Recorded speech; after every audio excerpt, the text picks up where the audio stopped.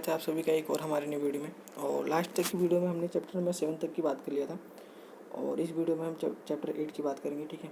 और अगर आपको इसकी पीडीएफ चाहिए होगी तो आप मेरे को व्हाट्सएप पे मैसेज कर देना। 8 की बात करते हैं, एल्डिहाइड कीटोन और कार्बोक्सिलिक एसिड, ठीक है, अम्ल। उसके बाद देखो फर्स्ट क्वेश्चन है, न्यूमेरिकल टाइप क्वेश्चन है, आप पढ़ लेना। सेकंड क्वेश्चन की बात करते हैं, कार्बोक्सिलेट आयन के किस प्रकार अनुनाद द्वारा स्थायित्व प्राप्त करते हैं, संरचना द्वारा स्पष्ट करें, ठीक है। उसके बाद है कार्बोक्सिलिक अम्ल फिनोल की अपेक्षा अधिक अम्लीय होता है, क्यों, समझाइए। 2013 का क्वेश्चन था। उसके बाद आते हैं थर्ड नंबर क्वेश्चन, रोजनमुंड अपचयन और गाटरमान कोच अभिक्रिया, उचित उदाहरण के साथ दोनों को समझाना है, ठीक है।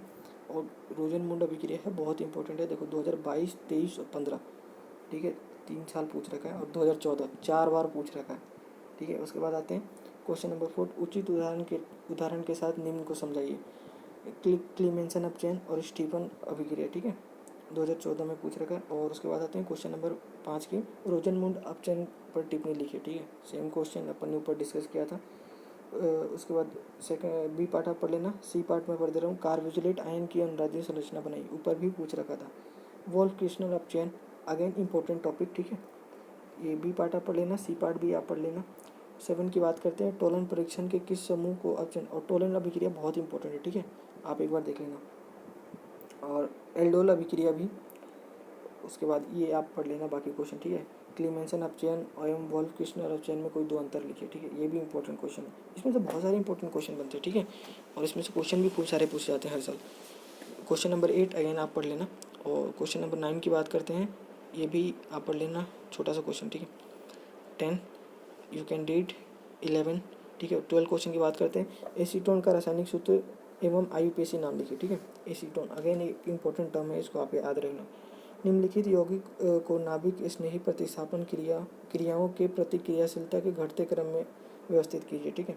इसमें 3 रिएक्शन दे रखे हैं अपने को और अपने को इसको घटते क्रम में डालनी, ठीक है।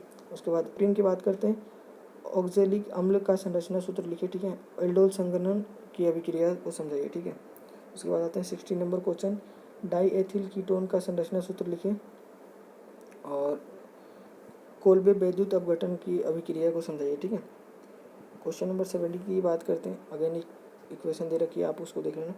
18 यू कैन रीड। 19 क्वेश्चन की बात करते हैं, अगेन एक चेन रिएक्शन दे रखी है। चेन रिएक्शन बहुत इंपॉर्टेंट है। देखो मैंने अपनी एनालिसिस वाली वीडियो में डिस्कस करी थी कि अपनी जब भी बोर्ड में जब पूछे जाते हैं तो इसी टाइप के चेन रिएक्शन पूछे जाते हैं कि आपको एक तो ए पार्ट बनेगा, एक बी बनेगा, एक सी बनेगा, और तीनों को बारे में आपको बताना होता है। देखो इसमें 3 टर्म बन रहे, एक ए बन रहा है, एक बी बन रहा है और एक सी बन रहा है, ठीक है। तीनों के बारे में आपको नाम लिखना है। इसी तरीके के क्वेश्चन आते हैं हमेशा।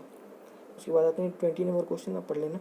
और 21, 22 बात कर लेता हूँ, कार्बोनिल समूह की कक्षीय आरेख को चित्रित कीजिए, बहुत इंपॉर्टेंट क्वेश्चन था जब हम पढ़ रहे थे और अगेन आ भी गया बोर्ड एग्जाम में, ठीक है। निम्नलिखित पदों को समझाइए। रोजनमुंड अपचयन अभिक्रिया, अपन ऊपर भी बात कर रखे थे इसके बारे में। कैनिजारो अभिक्रिया, कैनिजारो कुछ डिफिकल्ट सा है थोड़ा, लेकिन हाँ एक इम्पॉर्टेंट टर्म मान सकते हो आप इसको।